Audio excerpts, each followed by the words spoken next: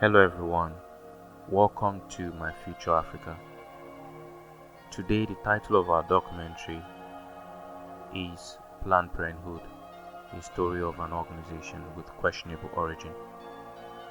Sometimes it's really hard to understand the origin of the hate and fear of the African man, the African family as a whole, and her descendants.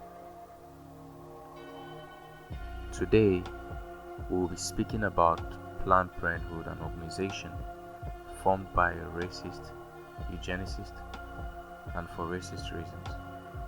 She goes by the name Margaret Sanger. This is a woman that often opined that the most merciful thing a large family could do to one of its infant members is to kill it.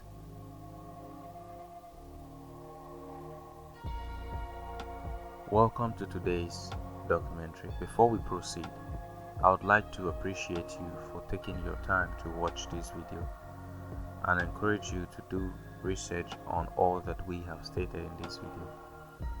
We strongly believe that the claims in this video are true, and we encourage you to critique constructively if you have to. We have provided links to references used in the production of this documentary. Please also endeavor to share this video if you learned something from it. It took very long to gather evidence to make this video. Now let's proceed. In mid-2020, specifically July 2020, Planned Parenthood of Greater New York made a statement about removing the name of Margaret Sanger from its Manhattan Health Clinic because of a harmful connection to the eugenics movement. Harmful connection to eugenics movement in quote. This action was mostly quiet in mainstream media, of course to protect the organization and the people connected to it.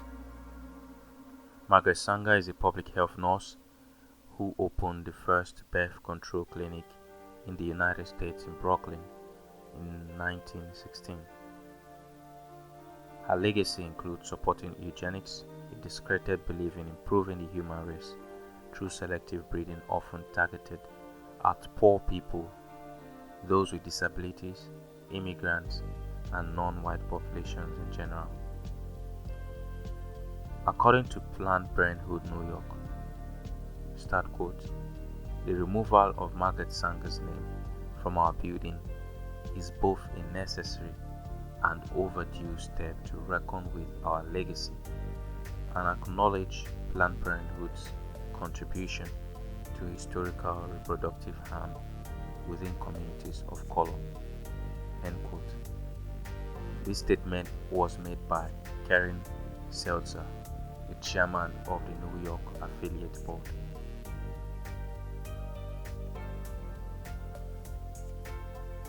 In addition to this, they spoke to the city leaders about replacing Margaret Sanger's name on a street sign that has hung near its office on Bleecker Street, New York for more than 2 decades.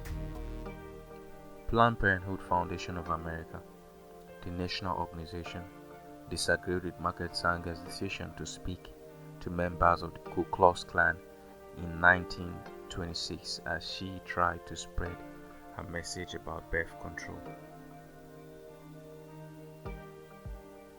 It also condemned her support for policies to sterilize people who had disabilities that could not be treated, for banning immigrants with disabilities, and for placing so-called illiterate paupers, unemployables, criminals, prostitutes, and dope fiends on farms and in open places as long as necessary for the strengthening and development of moral conduct.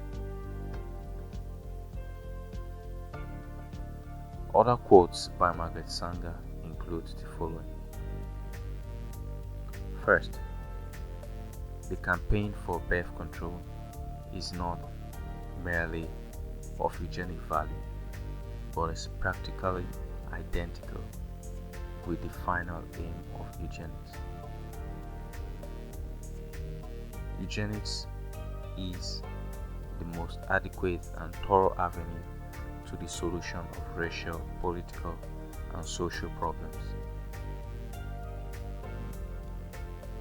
All of our problems are the result of overbreeding among the working class. It now remains for the US government to set a sensible example to the world by offering a bonus or yearly pension to all obviously unfit parents who allow themselves to be sterilized by harmless and scientific means. In this way, the moron and the diseased would have no posterity to inherit their unhappy condition. The number of the feeble-minded would decrease, and a heavy burden would be lifted from the shoulders of the fit. At this point, there doesn't have to be speculations about who she was referring to because she was more specific as time went on. This can be seen in the Negro Project in the 1930s, which was designed to gradually exterminate people of African descent in America. Margaret Sanger got involved with this project.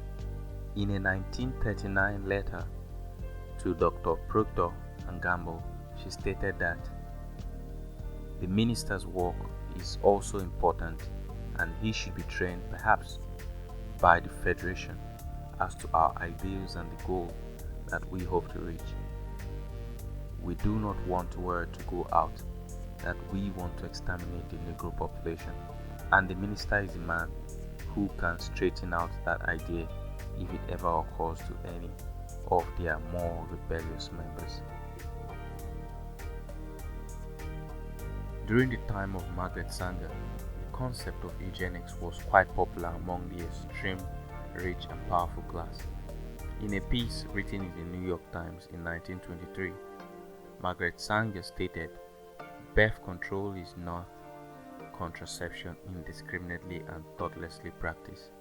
It means the release and cultivation of the better racial elements in our society and the gradual suppression, elimination, and eventual extirpation of defective stocks, those human weeds which threaten the blooming of the finest flowers of the American civilization."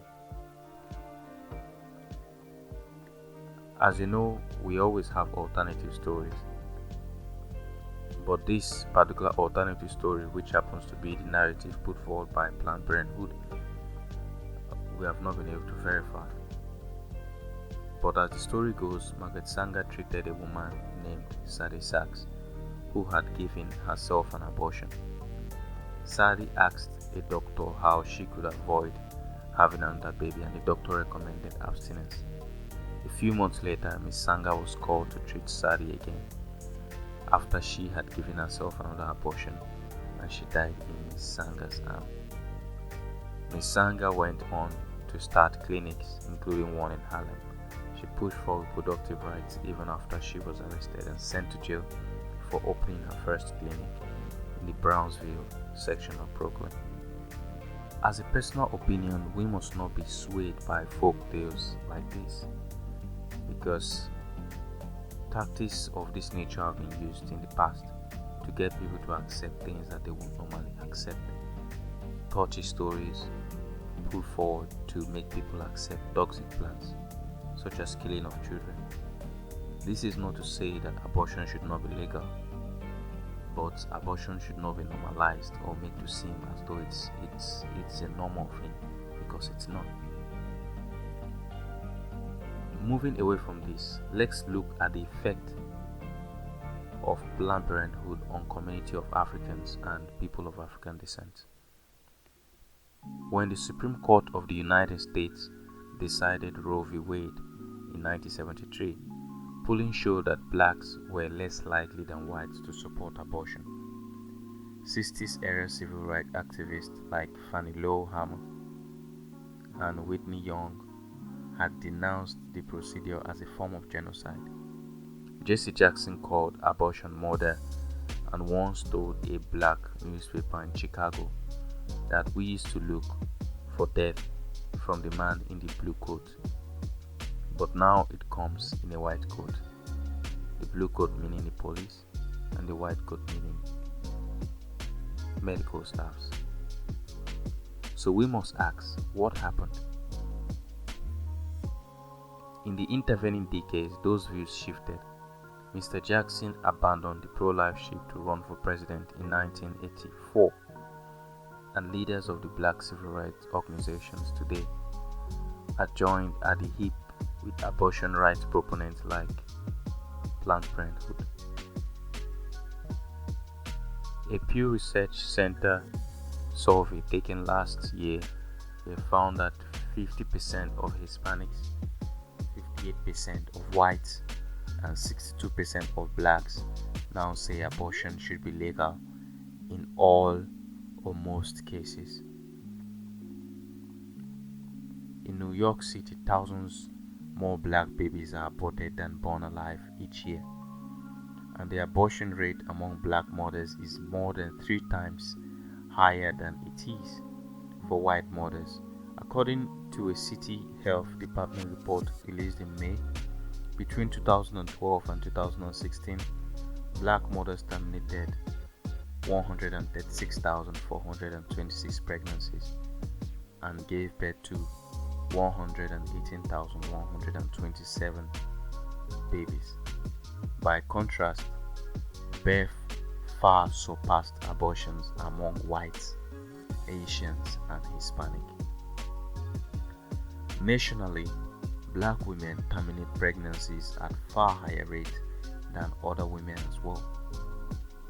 In 2014, 36% of all abortions in America were performed by black women, who are just 13% of the female population.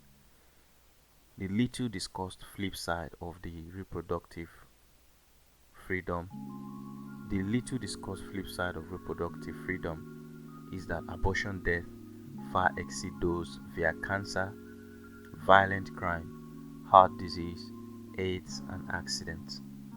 Africans and African descendants have mostly had the highest birth rates in the world, as shown in this video.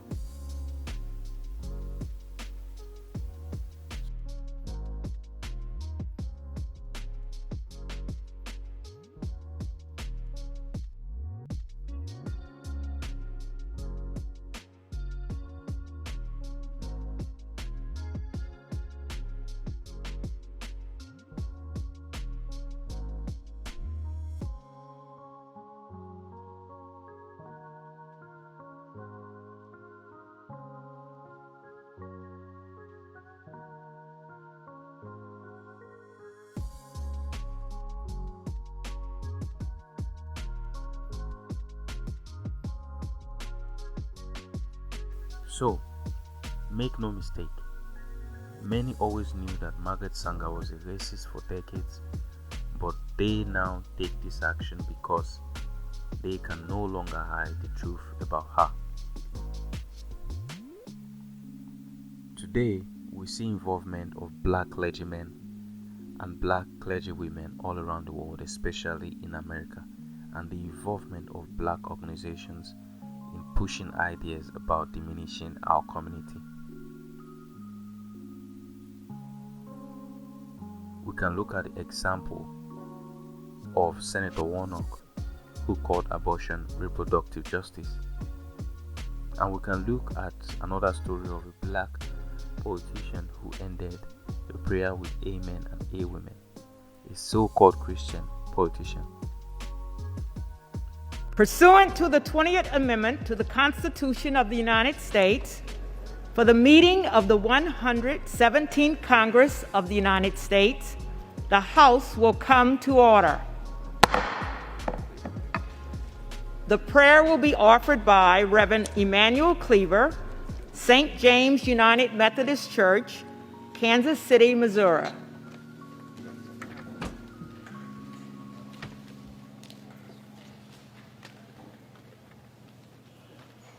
Let's pray. Eternal God, noiselessly we bow before your throne of grace as we leave behind the politically and socially clamorous year of 2020. We gather now in this consequential chamber to inaugurate another chapter in our roller coaster representative government. The members of this august body acknowledge your sacred supremacy and therefore confess that without your favor and forbearance, we enter this new year relying dangerously on our own fallible nature. God, at a moment when many believe that the bright light of democracy is beginning to dim, empower us with an extra dose of commitment to its principles. May we of the 117th Congress refuel the lamp of liberty so brimful that generations unborn will witness its undying flame. And may we model community healing, control our tribal tendencies, and quicken our spirit that we may feel thy priestly presence even in moments of heightened disagreement. May we so feel your presence that our service here may not be soiled by any utterances or acts unworthy of this high office. Insert in our spirit a light so bright that we can see ourselves and our politics as we really are, soiled by selfishness, perverted by prejudice, and inveigled by ideology. Now may the God who created the world and everything in it bless us and keep us. May the Lord make his face to shine upon us and be gracious unto us. May the Lord lift up the light of his countenance upon us and give us peace. Peace in our families, peace across this land, and dare I ask, O Lord, peace even in this chamber, now and evermore. We ask it in the name of the monotheistic God, Brahma, and God known by many names, by many different faiths. Amen and a woman.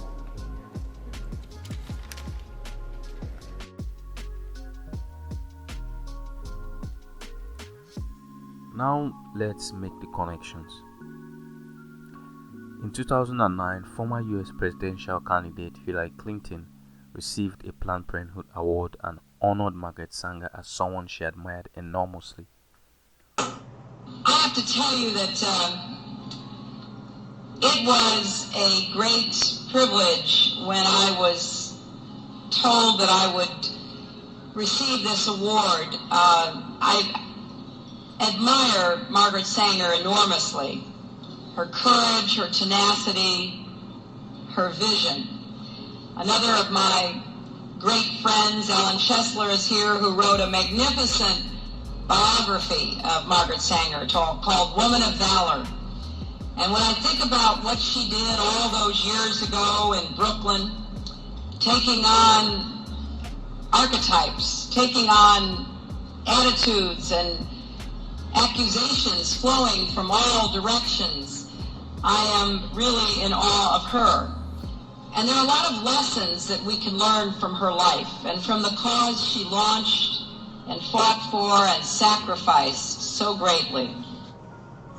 Note that the father of our contemporary secular messiah, Bill Gates, was once a board member of Planned Parenthood.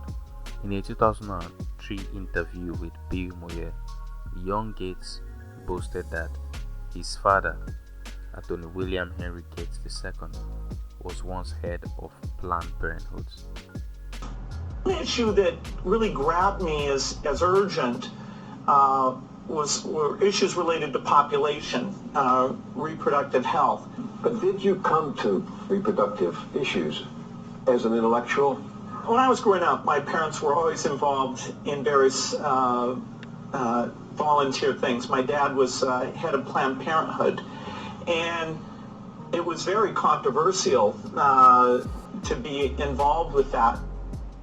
So the question remains, is Bill Gates motivated by eugenics?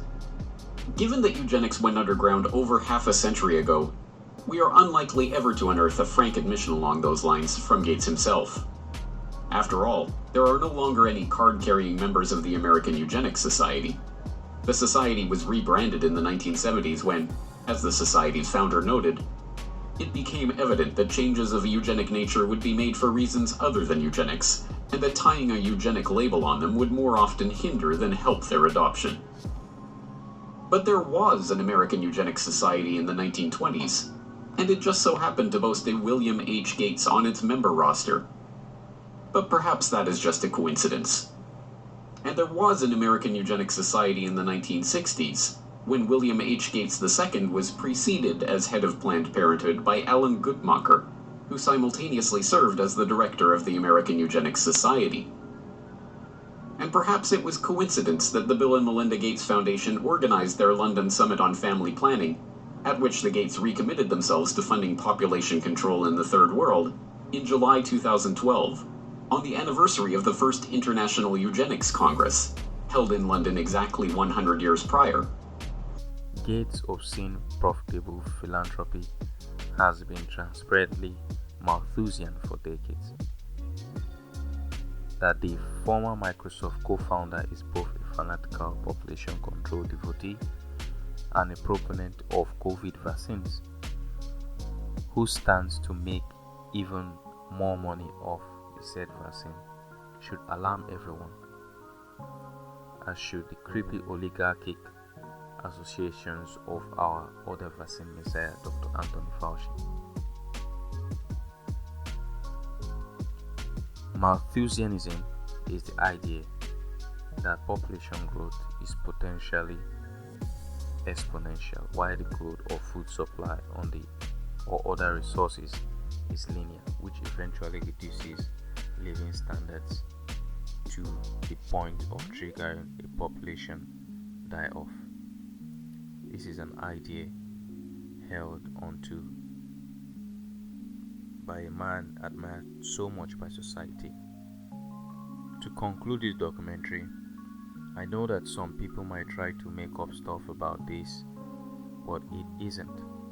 If you look at the picture shown previously, you found out that it's about control involving the richest 1% of the world trying to play God and control the life of people with God-given free will.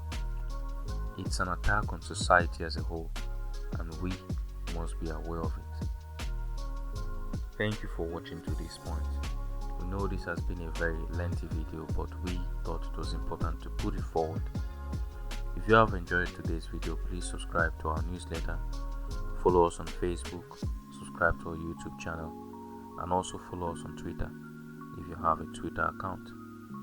We look forward to seeing you in our forthcoming documentaries. Bye bye.